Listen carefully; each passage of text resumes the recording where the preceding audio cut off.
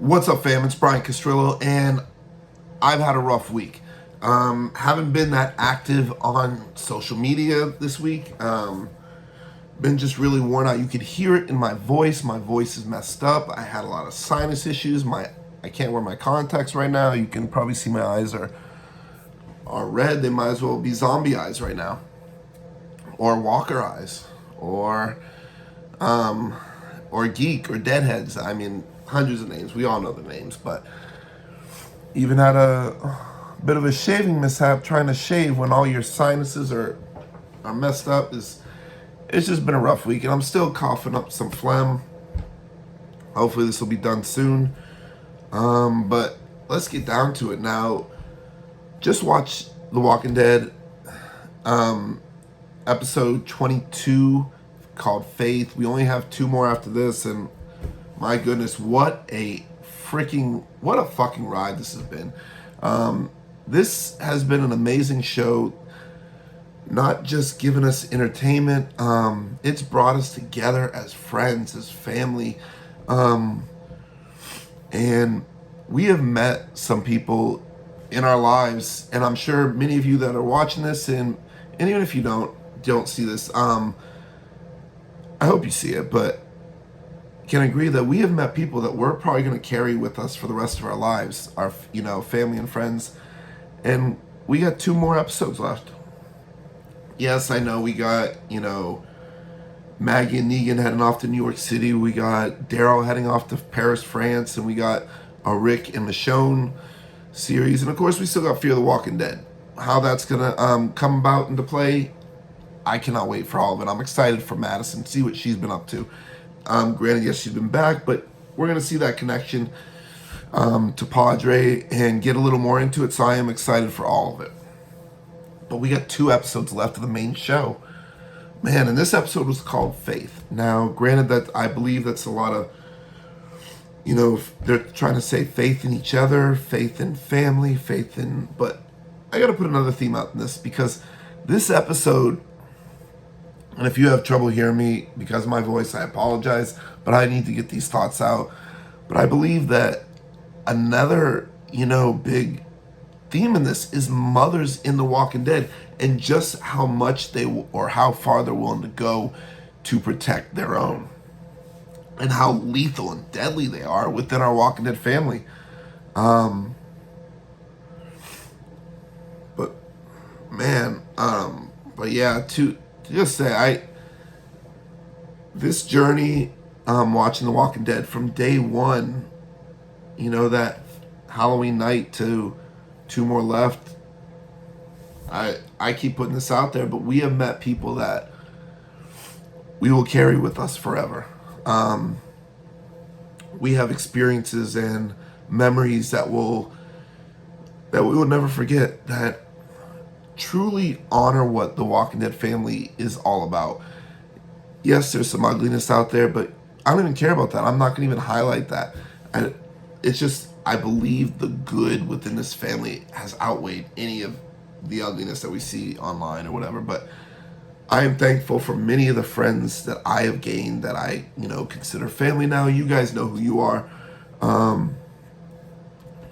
Love you guys, but let's get into this. Now, we begin with Judith again, kind of highlighting our past traumas and things we've been through, and kind of highlighting with paired with the video that they were showing with the lineup where we lost Glenn. And Glenn, Stephen Yeun, he portrayed my favorite character within The Walking Dead. There is some great characters who came after him, but still, Glenn, he had my heart. We were both pizza guy delivery drivers. I related a lot to his character, and even when I knew that moment was coming, it still was rough to this day. But man, my voice is hoarse. Oh my gosh, and of course, horses in the apocalypse, we know they don't do that well. But let's get on to it now. I'm going to just kind of briefly talk about some of my main points that I saw in this because my voice is rough and I can't get into this, but special effects were fantastic. One of my favorite walkers was one that Lydia killed early on. Was just a gnarly looking face. Like, as someone who wore prosthetics for the Columbus Zombie Walk here, I love seeing this stuff, and I need to get back into that. But I'm gonna put out my MVP for this episode. It goes to Kari Payton, of course, King Ezekiel, and the reason why for that is because I love that he was revisiting with Negan that, you know, what you did, that shit ain't over. You know, you think we forget all that just because we're in this predicament? No, you took Benjamin away from me. That was my family, and this was a powerful scene in my opinion. And Negan just basically says to him, like, you know, yeah, I did some shitty things, but you can choose to live in the past, but I'm gonna choose to live now and do things for my kid. Of course, that didn't sit right with Ezekiel, but they were still gonna work together. And oh gosh, and I just love King Ezekiel was very powerful in this episode. And then, you know, we're at the trial, and we see Pamela Milton, of course, played by Layla Robbins, which I don't know if, I mean, there's been some great villains in the history of The Walking Dead, and I give props to all. I love them all, but Layla Robbins has been scary as Pamela Milton. But in this moment, you felt her heartbreak as, you know, even though she was full of shit with what she was doing, you could still feel her pain as a mother for losing her pain in the ass son, who, if you remember in one of my previous videos, I said we're going to hate him more than King Joffrey, and I think that came to fruition. But in that moment in the trial where she's crying, I think we all felt for her in that moment. Another moment was we saw Luke again. Luke and Jules. They were hiding. The troops, they were talking about how they got away from Oceanside and Commonwealth took over it. We finally kind of learned a little bit more of that, but you know, they couldn't find Rachel or anything, but they managed to get away. So I don't know if we're going to go back to that. But I hope we do. I want to know, you know, where everybody is and or what happened. But then, you know, they see troops, you know, the troops are coming for them, but then walkers are coming, and they decide to get all, you know, meated up, zombie guts up, whatever, and walk with the dead. And before the troopers catch up to them, they get the lights flashing on them, and one, I believe it was Lydia who dropped the knife, but one of the walkers picked that knife up. So what is gonna now I'm nervous. What is gonna happen there? Another big moment was we saw, you know, Yumiko, she went off to Mercer basically saying, you know, you could do good. You could use your position for good to go out against Pamela. And he's basically saying, I can't do that. There's whatever I do. And throughout the season, it was people, he was seeing people speak, whether it was his sister, whether it was Eugene, whether it was Yumiko, speaking on, to him, and I think that was slowly changing his way of thinking, that, you know, he can make a difference, which ultimately I think Eugene's incredibly powerful speech at the end of the trial really broke to him, and I'm going to come back to that in a moment. Another powerful moment, we saw, you know, our group was plotting how to get back into Alexandria. We saw, man, jeez, Carol and Maggie, and Maggie's talking about how losing Herschel, you know, how it affected her, and she spoke on losing Sophia, and just the way that Carol comforted Maggie in that moment just was was a tearjerker. But then Maggie was, ready because she heard, Herschel, and she came in and immediately, like, no hesitation, shot the guard first thing right in the head to save Herschel, who at that moment, Rosita came in and wanted to know where Coco was, and he's like, I don't know. And the look on Rosita's face of pure anger and hatred, you don't want to be in her way. And which we find also Tyler. Remember the Commonwealth Guard who was, attacking Pamela Milton? He was there. So I guess they're not selling people to the CRM that we knew of, but it looks like this is where everybody was. But back to Rosita. Well, no, I'm going to come back to her in a second because I got to get back on King Ezekiel, played by Kari Payne, why he was MVP. Negan, who was approached by the warden, was basically told, if you want to have a relationship with your wife, you're going to do what I say. And put someone, basically, he wanted someone to put under the bus.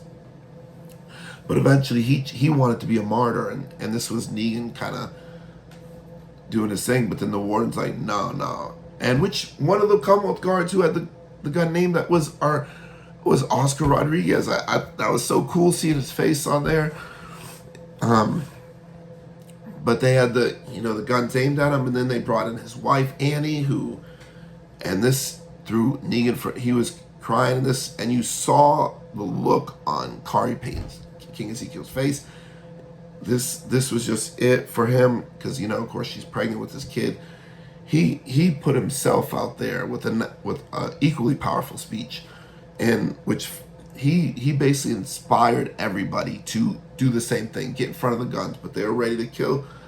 And then all of a sudden Daryl saved the day and stabbed that warden in the back. But now comes Rosita. She came in just as Daryl's about to kill him, and she's like, no. And she grabs a Commonwealth Guard who was killed by one of the guards who the warden denied to go see his sick brother, shot one of the guards.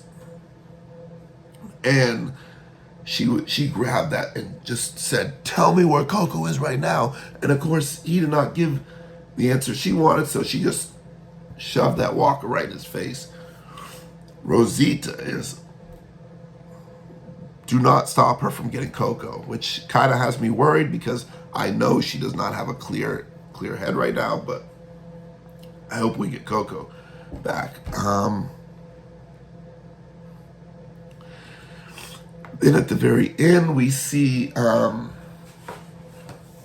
Eugene's brought, and of course he was found guilty, and he was sentenced to death, and then we saw the look on Max, who kind of gave Mercer a dirty look, but he's being brought, burlap sack on his face like he's Sam from Trick or Treat, and he pulls him off. And then Mercer utters something which may go down in history as one of the most iconic lines in this series. And I would put it right up there with Rick saying they're messing with the wrong people, or if you got the Blu-ray, they're fucking with the wrong people, because he says, you ready to fuck shit up? Which, that was the moment we knew Mercer had changed, and it's on. It is on. Now, for my shout out, it is going to my friend Kaylin. You may know her as Win the Walker. When I won Squawking Dead's The Walking Dead Universe Ultimate Fan Competition, her art is some of the art that I got. And I got to pick out some of my favorites. I'm going to show you, and I'm going to put her, look at that. That is from the lineup. Her art is incredibly beautiful. I am going to put her link in there if you want to get some of her artwork. I highly recommend it. She is a sweetheart and incredibly nice person, really cool, great friend. And this one, another iconic scene from when Herschel's farm burned down. And I'm excited for her. Whoops. Well, there we go.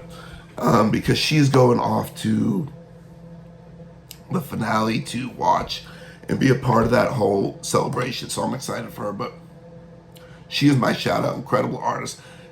Her social is going to be down here. Check out her art. I highly recommend. Normally this art is hanging in my living room because it deserves to be on display, but I want to show it for this video. Love her artwork. And her new artwork is so cool. I absolutely love it with all the different series regular main characters that are on it. Absolutely beautiful. But anyways, thank you guys for watching. I hope you enjoyed it. Hopefully I'll be better for these next 2 videos and I can talk a little bit better. But as always, thank you guys for watching. If you enjoyed it, hit that like.